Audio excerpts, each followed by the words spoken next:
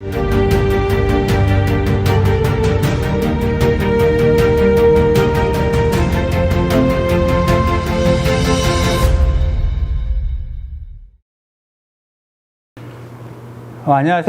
여도연구의 연구위원 이상현입니다. 오늘은 중국의 해양경비력 강화가 한국에 주는 함이라는 주제로 말씀을 드려보겠습니다.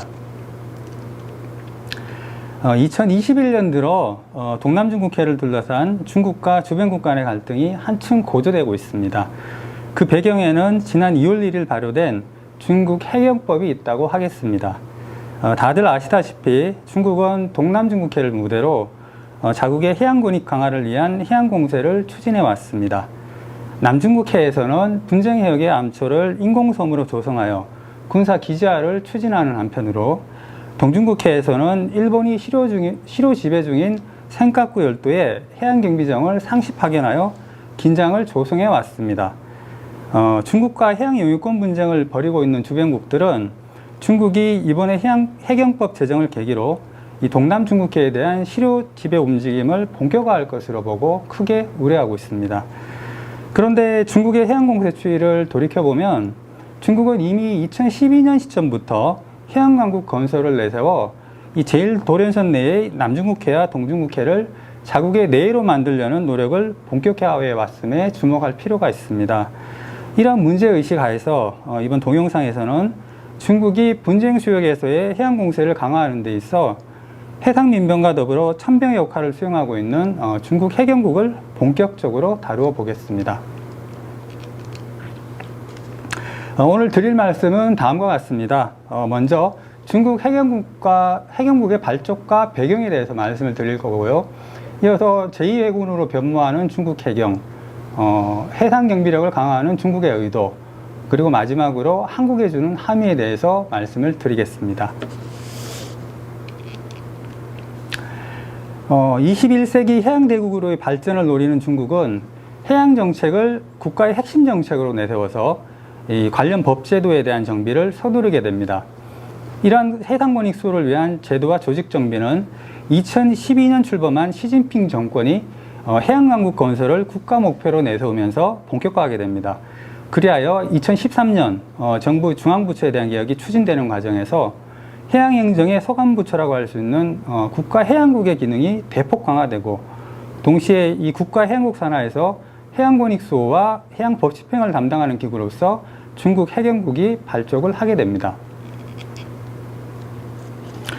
도표 1에서 볼 수 있듯이 중국 해경국이 발족하기 이전에는 오령이라고 불리는 5개의 해양기관들이 각각의 해당 분야에서 해상법 집행을 담당을 해왔습니다. 그런데 이처럼 여러 조직이 해양관리와 이 해당 법 집행을 담당을 하게 되니까 역할 중복과 업무의 비효율성 등의 문제점이 대두가 되게 됩니다. 그래서 5개 기관 중 이 4개 기관이 통합 재평되면서 2013년 중국 해경국의 발족을 가져왔다라고 이제 말씀을 드릴 수가 있겠습니다. 이렇게 등장한 중국 해경국은 제2해군을 목표로 10년도 채 안 되는 기간에 갈목할 만한 변화와 발전을 보여주고 있습니다.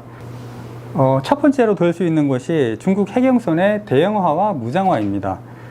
중국의 시진핑 정권은 2013년 중국 해경국 창설 이후에 급속도로 해양경비정 건조를 추진을 해왔으며 2018년 미 국방부는 중국 해경을 세계 최대 규모의 해양경찰이라고 평가한 바 있습니다.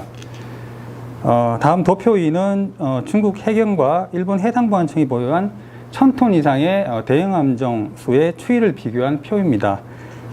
중국 해경국이 출범하기 이전인 2012년에는 해상보안청이 중국 해경보다 더 많은 함정을 보유하고 있음을 알 수 있습니다. 그러나 중국의 시진핑 정권은 2013년 중국 해경국이 발족한 이후에 대형 함정 건조를 급속도로 이제 추진을 하였고 2019년이 되면 중국 해경이 보유한 대형 함정 수는 130척이 됩니다. 이는 이제 일본의 해상보안순시청 66척과 비교해서 무려 2배에 가까운 함정을 보유하게 되었다고 말씀을 드릴 수 있습니다. 이처럼 중국이 해경함정의 대형화를 서두르는 이유는 무엇일까요?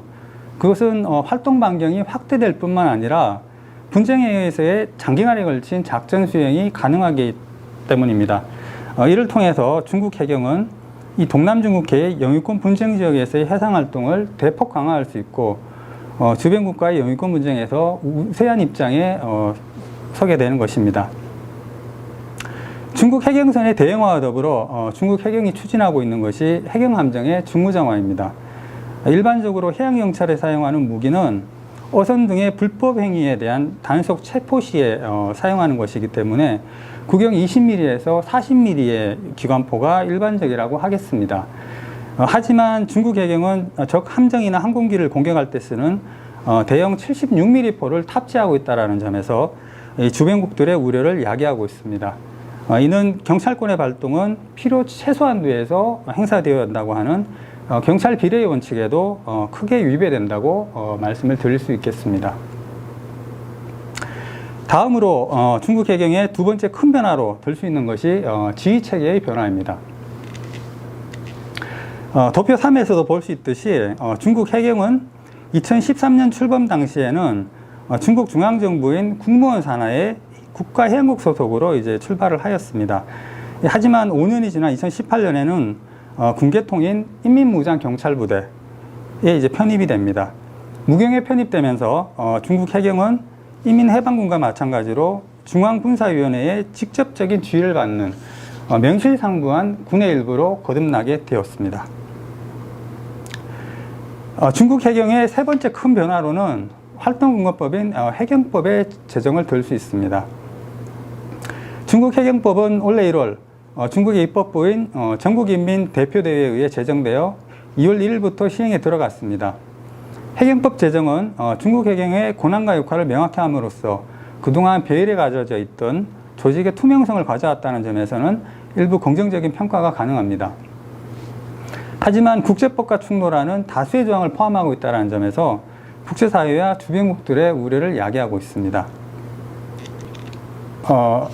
국제법과의 충돌이 우려되는 중국 해경법의 규정으로는 크게 관할력을 규정한 3조와 무기사항을 규정한 22조를 들 수 있습니다. 먼저 제3제 규정의 문제는 해경의 활동 공간이 관할력의 범위가 애매하고 불명확하다는 점입니다. 해경법에는 의도적으로 관할력에 대한 구체적인 정의가 제시되어 있지 않지만 해경법 발효 전에 제시된 해경법 초안을 보게 되면은 관할력의 범위가 내수, 영해, 접속수역, 배타적 경제수역, 대륙북 및 중국이 관할하는 그 외 해역임을 알 수 있습니다. 유엔 해양법이 인정하는 국가 관할 수역이 내수, 영해, 접속수역, 배타적 경제수역 및 대륙북임을 고려한다면 중국 해경법은 중국이 관할하는 그 외 해역이라는 것을 추가로 인정하고 있음을 알 수 있습니다. 다시 말해서 동남중국해를 자국의 내수로 만들려는 중국의 의도를 고려한다면 중국 해경법은 제1도련선 내의 광범한 해역을 모두 중국의 관할역으로 보고 있다라고 말씀을 드릴 수 있겠습니다. 따라서 중국 해경법이 분쟁 해역에서의 중국 해경 관할 권리 행사에 법적 근거를 부여를 하게 되면은 주변 국가의 영토 주권을 둘러싼 대결과 충돌이 더욱 악화될 가능성이 발생을 하게 되는 것입니다. 또 하나 지적할 점은 무기사용을 규정한 24조의 무기사용 범위가 너무 포괄적이라는 점입니다. 22조에 의하면 해상에서 국가주권 등이 외국 조직, 개인으로부터의 불법 침해를 받았을 경우 무기사용을 포함한 모든 필요한 조치를 취할 수 있다라고 이제 규정을 하고 있습니다. 따라서 이 조항을 따르게 되면은 중국 해경은 중국 관할 수역에 좋은 목적으로 진입하는 외국 선박에 대해서도 무기 사용이 허용이 되고 국제법상 관할 면제를 적용받는 외국 군함 및 공선에 대해서도 무기 사용이 가능하게 되는 것입니다. 그렇다면 중국의 시진핑 정권이 해양경비력을 강화시켜 이루고자 하는 것은 무엇일까요? 두 가지를 말씀드릴 수 있을 것 같습니다. 하나는 해양에서의 영토주권 수호입니다. 2019년 중국 정부가 발표한 국방백서를 보게 되면 남중국해 다위다오 제도 및 그 부속섬은 중국 고유 영토이다. 중국이 남중국해 함초에 인프라를 건설하고 필요한 방어력을 배치하며 동중국해의 다위다오 섬 해역을 순항하는 것은 법에 따라 국가주권을 행사하는 것이다 라고 해서 국제사회와 주변국의 인식과는 동떨어진 일방적이고 독자적인 주장을 하고 있습니다. 여기서도 알 수 있듯이 중국의 시진핑 정권은 강화된 중국 해경을 통해서 분쟁 해결에 대한 실효 지배를 강화하고 이를 통해서 국가 주권을 수호하겠다는 의도를 가지고 있다라고 말씀을 드릴 수 있습니다. 특히 일본이 실효 지배 중인 센카쿠 열도의 경우에 인민해방군이 전면에 나서서 무력 충돌이 발생을 하게 되면은 일본 방위를 규정한 미일안보조약 5조에 따라서 미군의 개입을 철회를 하게 됩니다. 따라서 이 해경을 전면에 내세워서 이 무력 충돌의 임계점을 넘지 않는 선에서 현상 변경을 시도하는 회색지대 전략을 펼치게 되는 것입니다. 또 하나는 해양 권익의 수호입니다. 이 제2의 경제적으로 성장한 중국이 향후에도 경제 발전을 안정적으로 유지해 나가기 위해서는 석유, 천연가스와 같은 해양 에너지 자원을 개발을 하고 수출이 방로인 해상교통로의 안전을 확보할 필요가 있습니다. 2020년 중국의 대외 에너지 의존도를 보게 되면 석유는 약 70%, 천연가스는 약 40%로 상당 부분을 해외에 의존을 하고 있습니다. 그렇기 때문에 중국은 이 동중국해와 남중국해를 자국의 내외로 만들어 여기에 대량으로 매장되어 있을 것으로 추정되는 원유와 천연가스를 독점하려는 속셈을 가지고 있다고 하겠습니다. 뿐만 아니라 세계 최대의 무역국가인 중국은 수출입 물자의 대부분을 해상교통로를 통해서 운반을 하기 때문에 이 동중국해와 남중국해로 이어지는 해상교통로의 안전 확보는 우리뿐만 아니라 중국에 있어서도 사활적으로 중요한 사안이라고 하겠습니다. 마지막으로 중국의 해양경비력 강화가 한국에 주는 함의에 대해서 생각을 해보겠습니다. 우리는 중국과 도서를 둘러싼 영유권 분쟁이 없다는 점에서 이 중국의 해양 공세에서 오는 압박으로부터 상대적으로 자유롭다고 할 수 있습니다. 하지만 그런 한편으로 우리는 여도가 위치하는 제주도 남방해역과 서해에서 중국과 해양 경계 협상을 마무리 짓고 해양 영토 주권을 수호해야 하는 과제를 안고 있습니다. 2015년부터 한국과 중국의 외교 당국은 해양 경계 협상을 지속적으로 유지해 오고 있기 때문에 아직까지는 이어도 주변 해역이 비교적 안정적으로 관리되어 오고 있다고 할 수 있지만 향후에도 계속 그러리라는 보장은 없습니다. 뿐만 아니라 올해 발효된 이 중국의 해경법은 우리에게 두 가지 과제를 던져주고 있습니다. 하나는 중국의 관할 해역에서 타국이 만든 구조물을 강제 철거할 수 있다고 규정한 해경법 20조입니다. 우리는 이 조항이 이호도에 설치된 종합해양과학기지에도 적용될 수 있다는 점에 경각심을 가지고 대응할 필요가 있습니다. 또 하나는 자국의 관할 해역에 진입하는 조업 목적의 타국 어선에 대한 무기 사용을 허용한 것입니다. 최악의 경우 중국 해경이 이호도 주변 해역 및 서해에서 조업 중인 우리 어선에 대해서 불법 조업을 이유로 발포 명령을 하는 상황까지도 염두에 둘 필요가 생긴 것입니다. 그렇다면 한국은 어떻게 대처해야 할까요? 첫째, 기존 중국과의 대화 채널을 활용해서 우리의 우려를 중국 측에 확실하게 전달을 하고 분쟁의 발생을 예방하기 위한 조치를 마련을 해야 합니다. 2021년 현재 한중 간에는 두 개의 대화 채널이 가동되고 있습니다.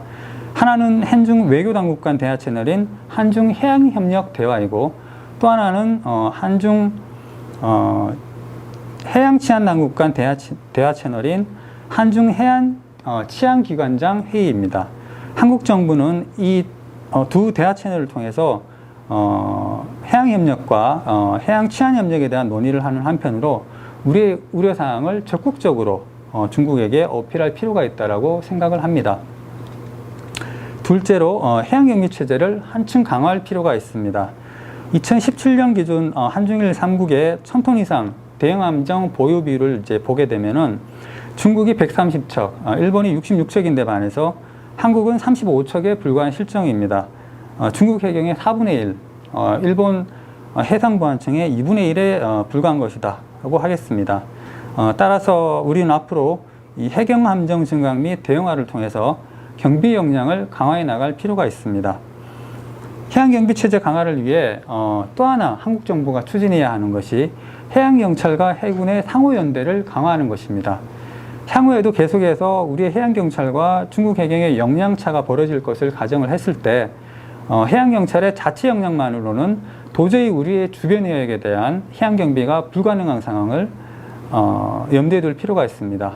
따라서 이에 대한 대비책의 하나로 해경과 해군의 해상 실전 훈련을 강화하는 등 두 조직의 통합 운영을 보다 강화해 나가야 할 것입니다. 마지막으로 동맹국 및 우호국을 중심으로 중국의 회색지대 전략에 대한 국제공조체제를 강화할 필요가 있습니다. 이를 위해 우리는 미국은 물론 중국 해양공세 위협을 느끼는 일본, 베트남, 필리핀과의 정보 공유 및 협력을 확대 강화해 나가야 합니다. 더불어 향후 장기적인 시각에서 우리 해양경찰과 미국 해양경비대와의 실전훈련 실시도 서서히 검토를 해둘 필요가 있다고 생각을 합니다. 이상으로 중국 해양경비력 강화가 한국에 주는 함의에 대해서 살펴봤습니다. 감사합니다. 앞으로도 우리 여도 유튜브에 대한 많은 관심과 응원 부탁드리겠습니다. 여도 유튜브 좋아요, 구독 많이 눌러주십시오. 감사합니다.